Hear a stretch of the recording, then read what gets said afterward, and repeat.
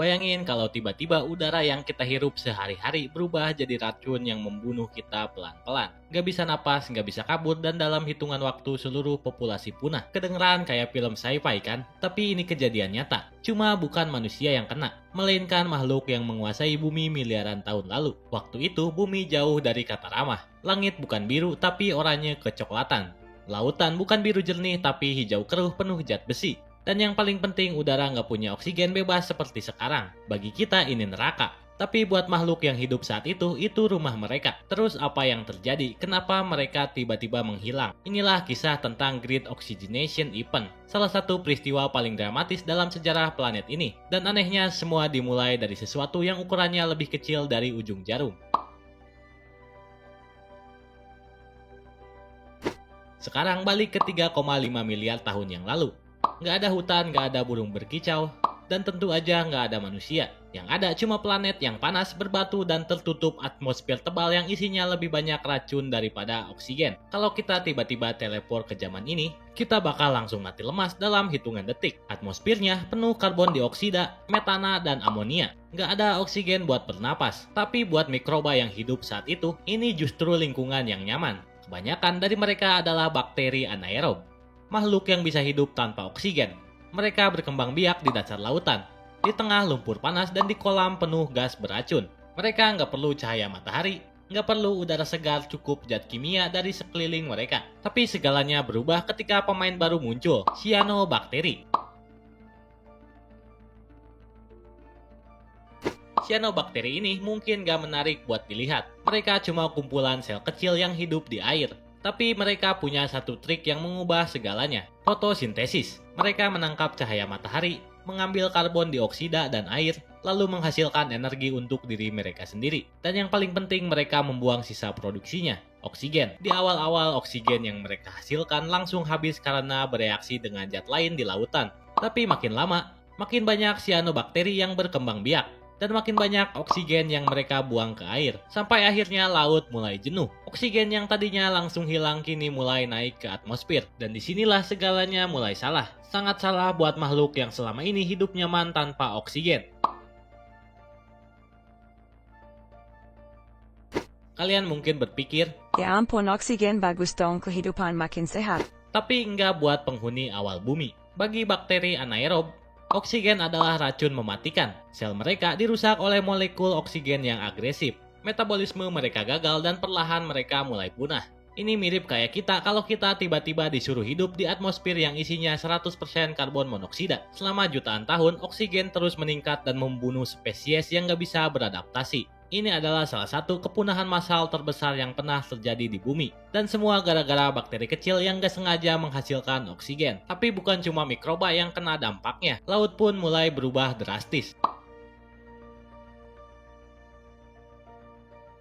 Kalau kalian pernah lihat batuan dengan pola garis-garis merah dan abu-abu yang kayak zebra, itu bukan kebetulan. Itu adalah formasi besi berpita, salah satu bukti terbesar dari Great Oxygenation Event. Dulu lautan penuh zat besi terlarut. Begitu oksigen mulai muncul, besi ini langsung bereaksi dan membentuk lapisan oksida besi, alias karat. Setiap kali oksigen dilepaskan, lapisan karat baru terbentuk dan tenggelam ke dasar lautan. Lapisan ini terus menumpuk selama jutaan tahun. Sampai akhirnya oksigen terlalu banyak dan semua besi di laut habis teroksidasi. Sejak saat itu, oksigen mulai memenuhi atmosfer dan planet kita nggak akan pernah sama lagi. Salah satu dampak terbesar dari GOE adalah perubahan warna langit. Sebelum oksigen ada, langitnya lebih ke oranye kecoklatan karena atmosfernya penuh metana. Tapi begitu oksigen meningkat dan ozon terbentuk, langit mulai berubah jadi biru. Dan bukan cuma langit yang berubah. Oksigen juga membuka pintu bagi makhluk hidup baru yang lebih kompleks. Makhluk yang bisa menggunakan oksigen untuk metabolisme lebih efisien, yang akhirnya mengarah ke evolusi hewan, tanaman, dan kita. Tapi jangan senang dulu, oksigen juga membawa tantangan baru. Apa yang terjadi setelahnya? Kita bakal masuk ke babak baru yang penuh kejutan. Oke, jadi sekarang kita udah punya banyak oksigen di atmosfer. Tapi pertanyaannya, siapa yang pertama kali berhasil memanfaatkan oksigen ini? Nah, bayangin kalian dikasih mobil sport super kenceng, tapi kalian nggak punya SIM. Kira-kira butuh berapa lama sampai kalian benar-benar bisa ngegas di jalan raya? Itulah yang terjadi di bumi. Oksigen udah ada, tapi nggak langsung bisa dipakai semua makhluk hidup. Pada awalnya banyak yang tetap mati karena nggak bisa handle oksigen. Tapi seiring waktu ada makhluk-makhluk yang mulai evolusi buat pakai oksigen sebagai bahan bakar energi. Dan boom, ini kayak cheat kode buat kehidupan. Dulu makhluk hidup cuma bisa bertahan dengan energi seadanya dari reaksi kimia sederhana. Tapi dengan oksigen mereka bisa ngeluarin energi berkali-kali lipat lebih banyak. Ini kayak upgrade dari HP kentang ke PC gaming. Dan dengan energi yang lebih banyak, tubuh mereka bisa makin kompleks. Setelah oksigen bikin game kehidupan jadi lebih seru, mulailah muncul makhluk-makhluk aneh yang ukurannya lebih dari sekedar titik di mikroskop. Sekitar 2 miliar tahun lalu, sel-sel mulai berkolaborasi alias kerjasama. Bikin organisme yang lebih besar. Ini kayak kalau kalian gabungin banyak batu bata kecil buat bikin rumah. Dari yang tadinya cuma bakteri sendirian, sekarang ada makhluk multiseluler pertama. Terus makin kesini bentuknya makin absurd. Ada yang mirip jelly transparan, ada yang kayak daun bisa jalan, ada juga yang modelnya gak jelas, tapi ya siapa yang bakal protes. Waktu itu belum ada influencer yang ngatain bentuk mereka aneh. Tapi yang jelas, ini awal dari sesuatu yang besar. Makhluk-makhluk ini akhirnya jadi nenek moyangnya ikan, ubur-ubur, kepiting, dan hewan laut lainnya. Dunia yang tadinya cuma dihuni bakteri sekarang mulai punya kehidupan yang lebih seru. Tapi ingat, di bumi kalau sesuatu naik daun, biasanya ada tantangan baru yang bikin keadaan makin ribet. Sekarang kita masuk ke plot twistnya. Oksigen udah bikin kehidupan makin kompleks. Tapi kalau kebanyakan, bisa bahaya juga. Dulu kadar oksigen di atmosfer masih naik turun, tapi pas makin banyak, efeknya mulai terasa.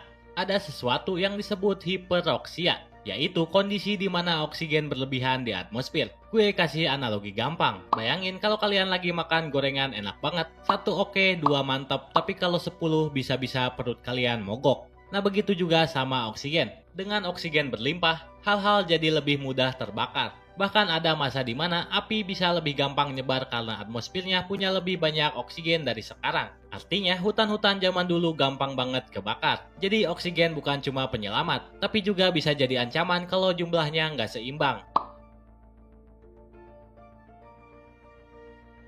Setelah kehidupan di laut makin rame, beberapa makhluk mulai berpikir, di darat kayaknya sepi, coba ah. oksigen di atmosfer udah cukup banyak buat bikin lapisan ozon yang melindungi bumi dari radiasi UV mematikan. Jadi sekarang permukaan daratan nggak lagi kayak microwave raksasa.